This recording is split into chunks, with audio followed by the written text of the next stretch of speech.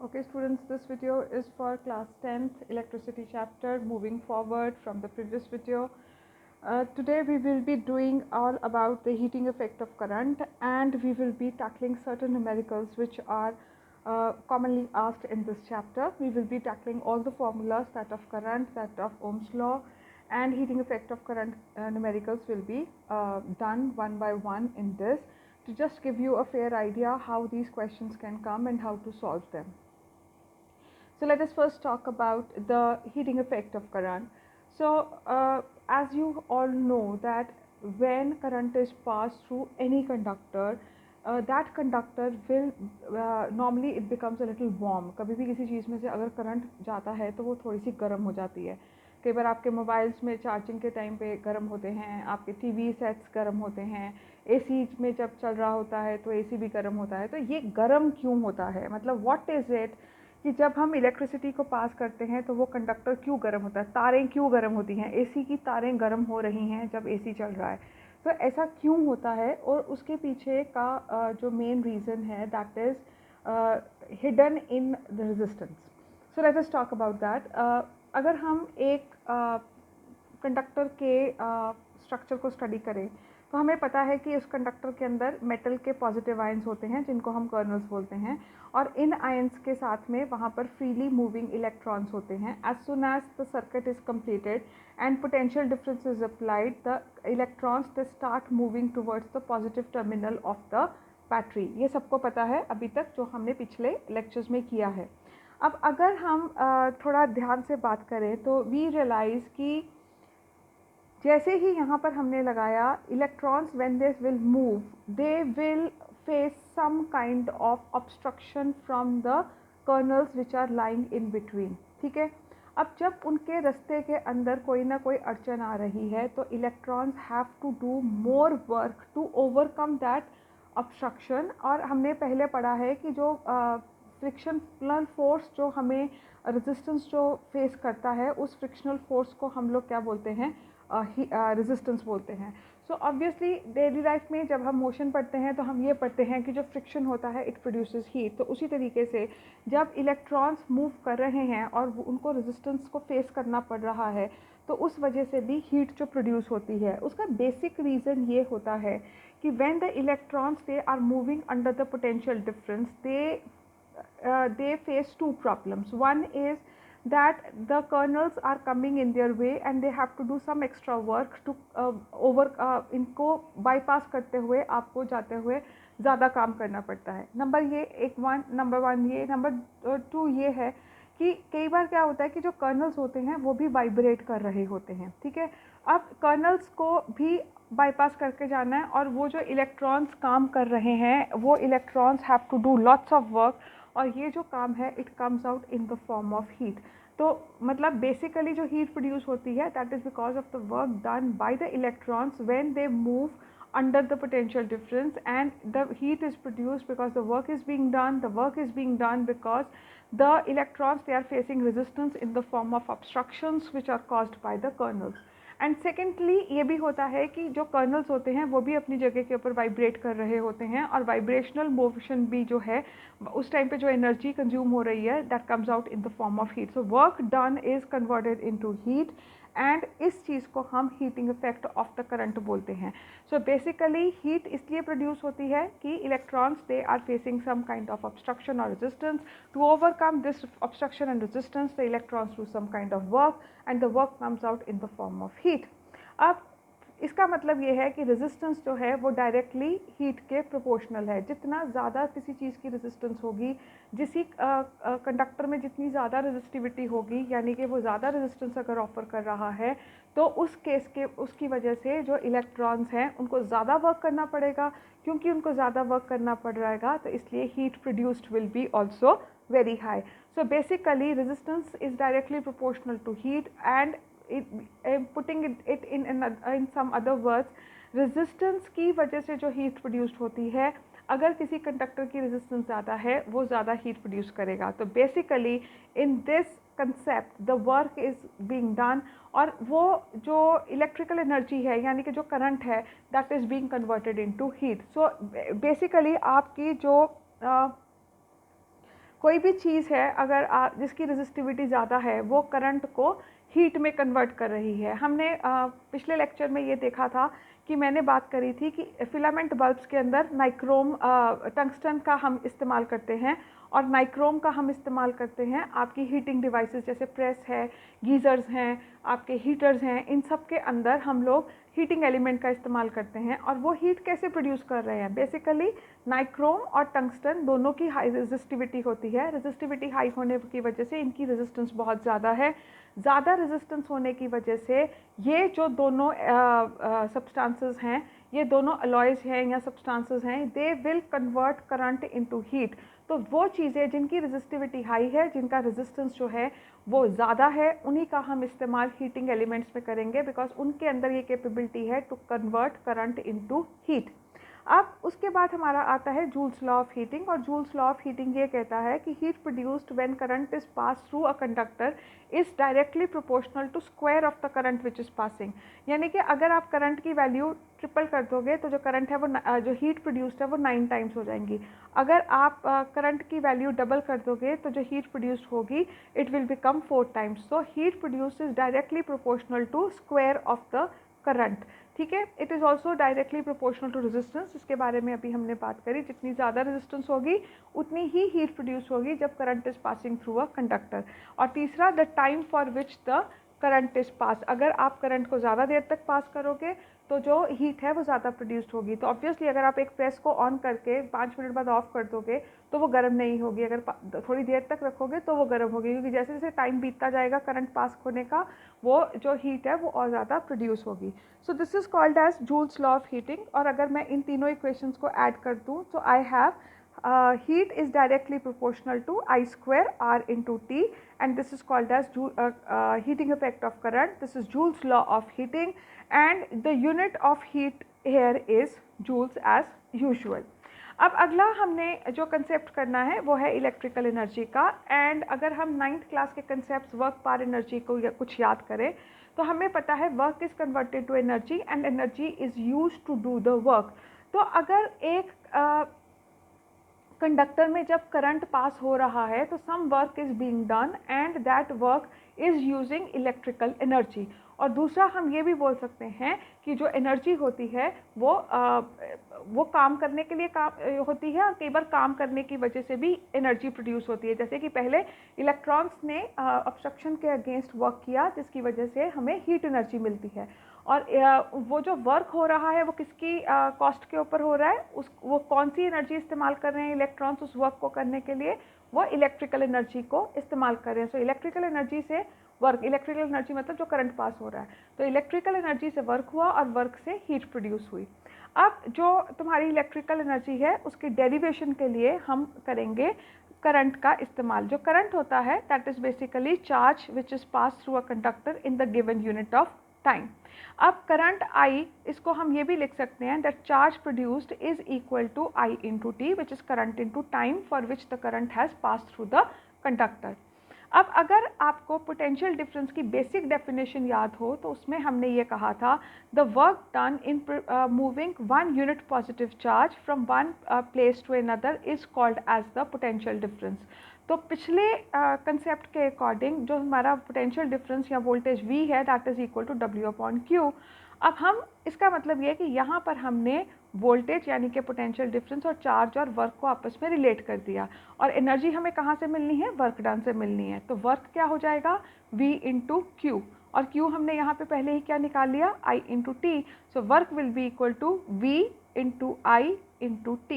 So work done by a conductor when I current passes through it under the potential difference of V, ठीक है, then that work done is equal to V into I into T। और ये formula तब इस्तेमाल होता है जब question के अंदर या जब हम वोल्टेज और करंट की टर्म्स में बात कर रहे हैं।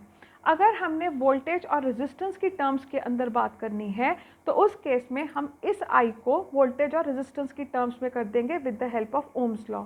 ओम्स लॉ कहता है V is equal to I into R. तो ऑब्वियसली जो तुम्हारा I होगा वो क्या हो जाएगा V अपॉन R। तो I अगर V अपॉन R है तो इस फॉर्मूले में I की जगह हम V अपॉन R लगा देंगे। तो W is equal to V और I की जगह क्या आ गया V upon R into T. तो V स्क्वायर अपॉन RT तुम्हारा वर्क डन आ जाता है इन टर्म्स ऑफ वोल्टेज या पोटेंशियल डिफरेंस एंड रेजिस्टेंस। और अगर हमें इसी वर्क को रेजिस्टेंस और करंट की टर्म्स में लेना है तो हम R को किस में कन्वर्ट करेंगे, हम जो तुम्हारा V है यहाँ पे उसको हम IR में कन्वर्ट कर देंगे। तो पहले आपका था V work is equal to V into I into T, V की जगह हम क्या लगा देंगे IR, तो I इंटू आर बन गया I स्क्वायर आर टी, तो work is equal to I square R T. तो ये तीन फॉर्मूले डिफरेंट कंडीशंस के लिए। अगर न्यूमेरिकल के अंदर, अगर मैं आपके पॉइंट ऑफ व्यू से बोलूँ तो अगर न्यूमेरिकल के अंदर वोल्टेज और करंट है तो फॉर्मूला VIT है, अगर न्यूमेरिकल के अंदर करंट और रेजिस्टेंस है work is I square R T, और अगर वर्क वर्क है it is in the terms of potential difference and resistance, then the formula is V square upon R T. तो ये तीनों फॉर्मूले आपको लर्न करने हैं और एक फॉर्मूला दूसरे फॉर्मूले में किस तरीके से कन्वर्ट होता है आपको ये भी थोड़ा ध्यान रखना है। Next we move on to power. Power is nothing but work done per unit time. तो अगर पावर जो है it is work done upon time, तो हमने पीछे वर्क डन के जितने फॉर्मूले निकाले अगर हम उन फॉर्मूलाज को टाइम से डिवाइड करते तो हमें पावर के फॉर्मूलाज मिल जाते हैं। फॉर एग्जांपल आपका वर्क डन है I square R into T, अगर मैं वर्क डन की जगह ये लगाया और t को उससे डिवाइड किया तो t कट जाएंगे और हमारा क्या आ जाएगा, work done will be equal to I square into R in terms of current and resistance.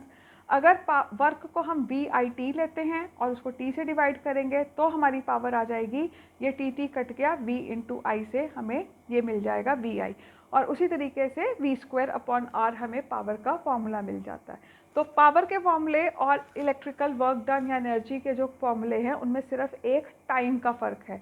Power के फॉर्मूले में टाइम नहीं आता है और हीट और इलेक्ट्रिकल एनर्जी के उसमें जो फॉर्मूले के अंदर टाइम जो आता है। तो बेसिकली आप अगर पावर के हीट और वर्क डन के फॉर्मूले में ऐसे अगर आप टाइम निकाल देते हो तो आपको फॉर्मूला पावर का मिल जाता है।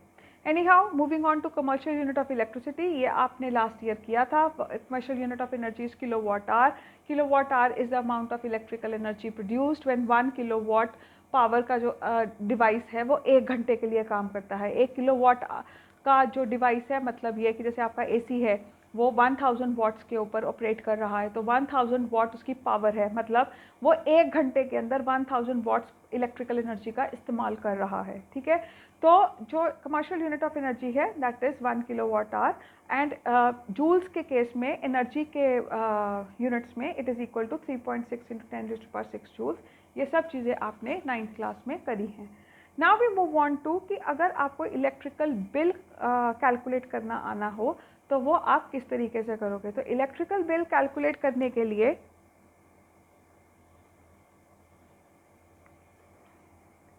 हम एक घर की सिचुएशन लेते हैं और उस घर की सिचुएशन के हम अंदर हम 4 बल्ब लेंगे जिनकी पावर 60 वाट की है, मतलब 60 वाट के 4 बल्ब हैं, और वो जो बल्ब हैं वो शाम को जब जलते हैं तो वो 3 घंटे चलते हैं हर रोज़। 2 पंखे हैं घर के अंदर जिनकी जो वोल्टेज है वो 100 वाट है और वो 2 घंटे शाम को चलते हैं जब लोग काम से आ जाते हैं या जब तक AC ऑन नहीं हुआ। एक AC है घर के अंदर जो शाम को 6 घंटे चलता है एक दिन में, और एक फ्रिज है जो 24 घंटे चलता है। तो AC की जो वोल्टेज है या पावर है वो 1500 वाट है और जो फ्रिज है उसकी वोल्टेज जो है वो 800 वाट है।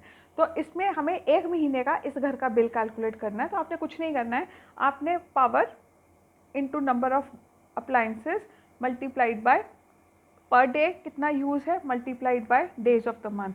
सो अगर बल्ब का हम बिल देखते हैं तो 4 बल्ब 60 वाट के, 3 घंटे हर रोज़, 30 दिन 1 महीने में। 2 फैन 100 वाट के, 2 घंटे पर डे, 30 दिन महीने में। एक AC 1500 वाट का, 6 घंटे पर डे, 30 दिन महीने में। और एक फ्रिज 800 वाट का, 24 घंटे 30 दिन के लिए। तो इन सारे वैल्यूज़ को ऐड कर देंगे तो हमारी पावर आ जाएगी।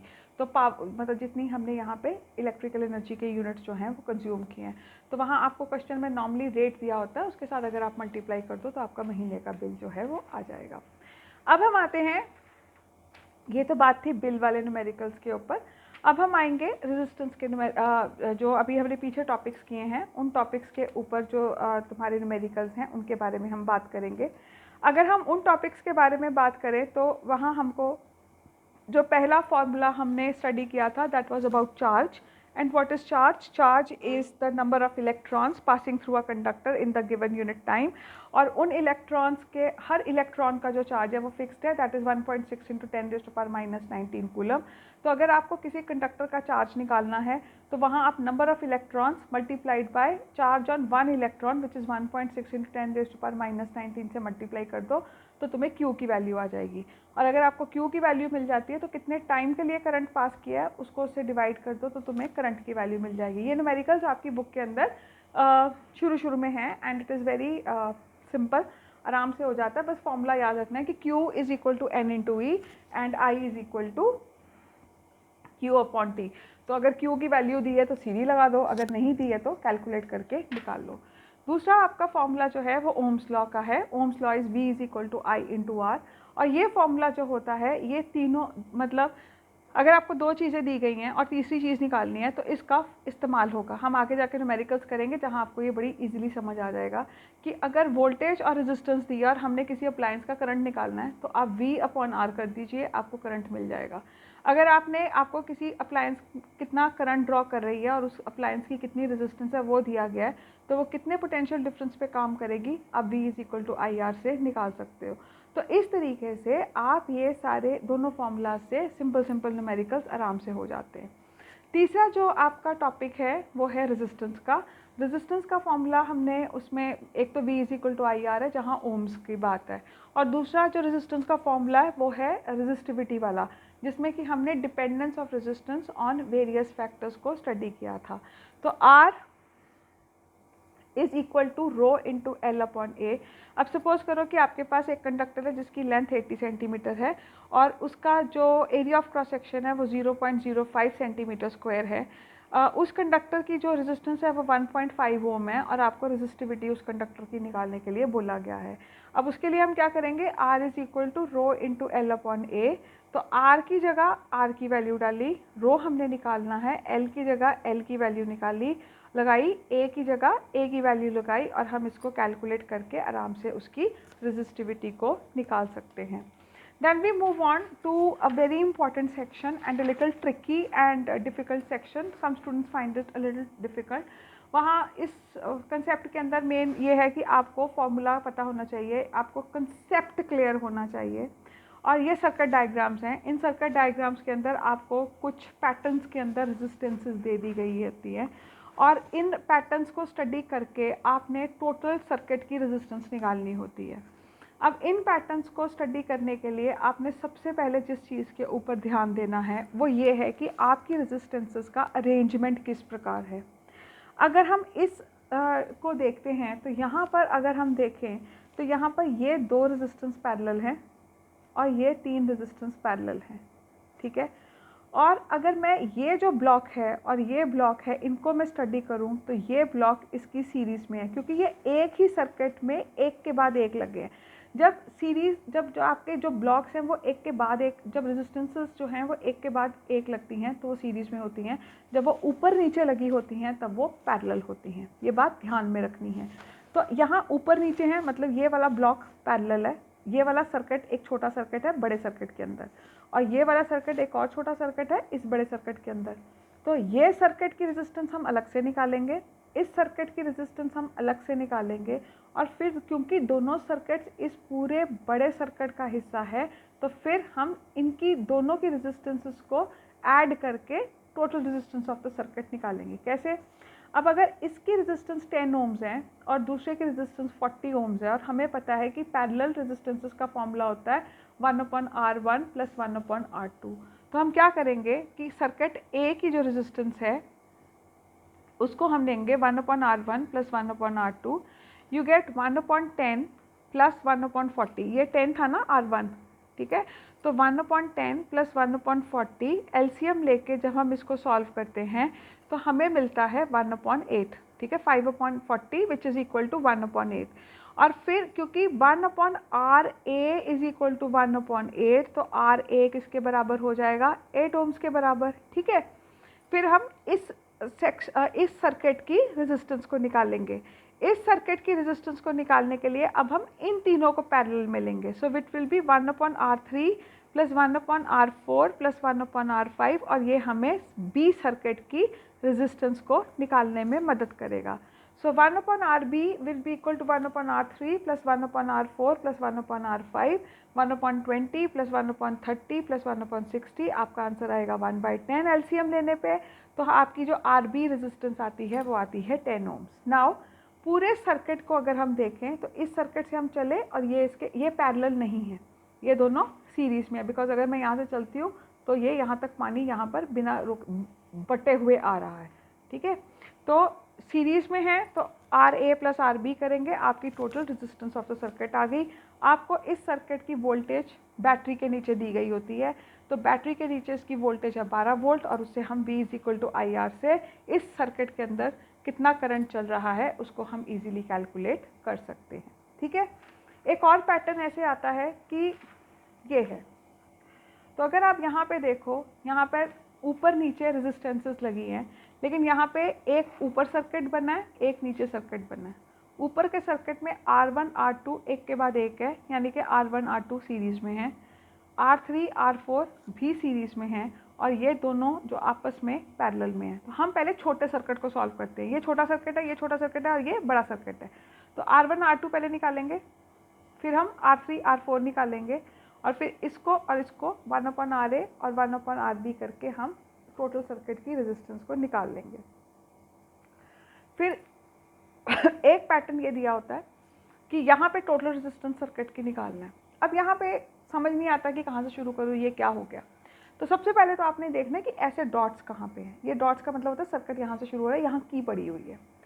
सर्किट अगर यहाँ से शुरू हुआ है तो आपने ऊपर को चलना शुरू करना है, ठीक है। जब आप इस सर्किट से ऊपर को चलना शुरू करते हो, जैसे आप यहाँ पहुँचते हो, आप देखते हो कि आपका जो रास्ता वो 2 हिस्सों में डिवाइड हो गया। बस जहाँ पर आपका सर्किट 2 हिस्सों में डिवाइड हो गया, मतलब यहाँ पे ये पैरेलल, और यहाँ पर ये पैरेलल और ये पैरेलल, ठीक है। अब हमने क्या किया, जैसे इसमें सिर्फ ट्रिक ही यही है कि आपको देखना कि रास्ता कहाँ डिवाइड हुआ। जहाँ डिवाइड हुआ तो जो एक हिस्सा होगा वो दूसरे हिस्से के पैरेलल हो जाएगा। तो यहाँ पर ये हिस्सा इस हिस्से के पैरेलल है। अब हम इस सड़क पे चलना शुरू करते हैं। इस सड़क पे जब हम चले, यहाँ कहीं पर भी कोई डाइवर्जन नहीं है, सीधा ये वाली जो रेजिस्टेंस है वो इस रेजिस्टेंस के बाद आती है, मतलब एक के बाद एक है। मतलब ये रेजिस्टेंस और ये रेजिस्टेंस सीरीज़ में है, तो हम इनको 4+4 ले लेंगे। और जब हम इस रास्ते से चलते हैं तो ये रेजिस्टेंस और ये रेजिस्टेंस सीरीज़ में, देखो मेरा कहीं पर भी डिवीजन नहीं हो रहा है। यहाँ पे डिवाइड हो रहा था, यहाँ डिवाइड नहीं हो रहा है। ये सड़क यहाँ 2 डायरेक्शंस में जा रही है, ये 2 डायरेक्शंस में नहीं जा रही, ये एक ही डायरेक्शन में चेंज करके जा रही है। तो ये वाला हिस्सा आपस सीरीज़ में, ये वाला हिस्सा सीरीज़ में, और ये ब्लॉक और ये ब्लॉक आपस में पैरेलल में। तो 4+4 8, 4+4 8, 1/8 प्लस 1/8। जैसे जैसे आप इन क्वेश्चंस को करते जाते हो, प्रैक्टिस के साथ आपको समझ आते जाते हैं। एक और पैटर्न करते हैं। इस पैटर्न के अंदर अगर हम देखें तो अगर आप अपना सर्किट देखते हो तो उसमें सर्किट में एक ये रेजिस्टेंस है, इसके बाद ये एक सर्किट आया, तो ऑब्वियसली ये सर्किट और ये सर्किट आपस में सीरीज़ में है क्योंकि एक के बाद एक है। अब ये छोटे सर्किट के अंदर ये दोनों रेजिस्टेंसेस क्या है, आपस में पैरेलल में। तो पहले हम छोटे सर्किट को सॉल्व करेंगे, 1/2 प्लस 1/3 करके ये सर्किट की रेजिस्टेंस निकाल ली। अब जो इस सर्किट की रेजिस्टेंस आई वो इसमें ऐड हो जाके टोटल रेजिस्टेंस जो है वो बन जाएगी। सो 1/R, ये और ये क्या है, सीरीज़ में, तो R will be equal to R1 plus R4, और R4 हमने कैसे निकालनी है, R2 और R3 को पैरेलल लेके। तो इस तरीके से हम this circuit is a little tricky, इसको छोड़ देते हैं। तो इस तरीके से हम डिफरेंट सर्किट को स्टडी कर सकते हैं। Then there is another set of numericals जो आपकी बुक के अंदर है। हीटिंग इफेक्ट ऑफ करंट में तो नॉर्मली बिल निकालने को बोलते हैं। फिर आपको एक बल्ब्स या डिवाइसेस की रेटिंग वाले न्यूमेरिकल्स आते हैं लास्ट में। अगर आप चैप्टर के जाते हो जहाँ पे पावर और वो है, वहाँ आपको क्वेश्चन दिया गया है कि एक बल्ब है जिसकी रेटिंग है 200 volt 100 watt and it is connected to 12 volt battery. अब आपने इस सर्किट के अंदर रेजिस्टेंस निकालनी है और आपने इस सर्किट का करंट निकालना है। तो हम पहले क्वेश्चन को समझते हैं। अगर एक बल्ब की रेटिंग 200 वोल्ट 100 वाट है, तो इसका मतलब ये है कि आपका जो बल्ब है वो आपके सर्किट के अंदर अगर 200 वोल्ट का पोटेंशियल डिफरेंस होगा तो उसमें अपनी वो पूरी रोशनी देगा, प्लस 100 वाट उसकी पावर है, मतलब वो इतनी पावर कंज्यूम करता है, जिसको हम आम भाषा में बोलते हैं 100 वाट का बल्ब दे दो, 20 वाट का बल्ब दे दो, बात करते हैं ना। तो आपका बल्ब की रेटिंग मतलब वो 100 वाट की पावर पे काम कर रहा है, और उसको जिस पोटेंशियल डिफरेंस पे काम करना है, optimum potential difference for it to work is 200 volt, ठीक है। और अब वो उसको हमने एक सर्किट के अंदर जोड़ दिया है। पहले तो आपने जिस सर्किट के उसको जोड़ा है, आपने ये देखना है कि उसकी रेजिस्टेंस कितनी है। तो V is equal to I into R के फॉर्मूले से हमने सॉरी पावर है यहाँ पे, तो power is equal to V into I, ठीक है जी। न्यूमेरिकल में आपको पावर दिया है, ठीक है जी, और आपको वोल्टेज दिया है, तो इससे आप क्या निकाल सकते हो, करंट आराम से निकाल सकते हो। और अगर आपको रेजिस्टेंस निकालनी है और करंट की जगह फिर आपको रेजिस्टेंस वाला फॉर्मूला लगाना पड़ेगा, तो उस केस में power will be equal to V square upon R, क्योंकि हमने क्या निकालनी है, रेजिस्टेंस। तो जैसा चीज़ निकालनी है, जो डाटा दिया है, डाटा में वोल्टेज दी है, और अगर करंट निकालना है तो V इंटू आई लगा दो, अगर रेजिस्टेंस निकालनी है तो V स्क्वायर अपॉन R वाला फॉर्मूला लगा दो। तो आप P को नीचे ले आओ, R को ऊपर ले जाओ, तो R is equal to V square upon P। V कितना दिया है, 200 वोल्ट, तो 200 का स्क्वायर कर दिया। P यानी कि पावर इज वॉटेज, कितना वॉट की चीज़ दी गई है, तो 100 के साथ उसको डिवाइड कर दो, तो आपकी जो रेजिस्टेंस आ जाती है वो आ जाती है 400 ओम्स। और अगर मुझे इसका करंट निकालना है तो फिर V इंटू आई करके, पावर दी है, वोल्टेज दी है, तो करंट दिया, तो पावर जो तुम्हारा करंट है वो होगा पावर अपॉन V। पावर कितनी है, 100, V कितना है, 200, तो आपका करंट जो निकलेगा वो निकल आएगा 0.5 एम्पियर करंट के ऊपर वो काम कर रही है। तो इस तरीके से हम न्यूमेरिकल को कर सकते हैं, ठीक है। तो ऐसे कुछ न्यूमेरिकल्स आपकी बुक्स के अंदर दिए गए हैं, और इन न्यूमेरिकल्स को स्लोली एंड ग्रेजुअली आप लोगों को समझ कर करना है। And as and when we have our classes और next sessions, we will discuss how to do those numericals in detail.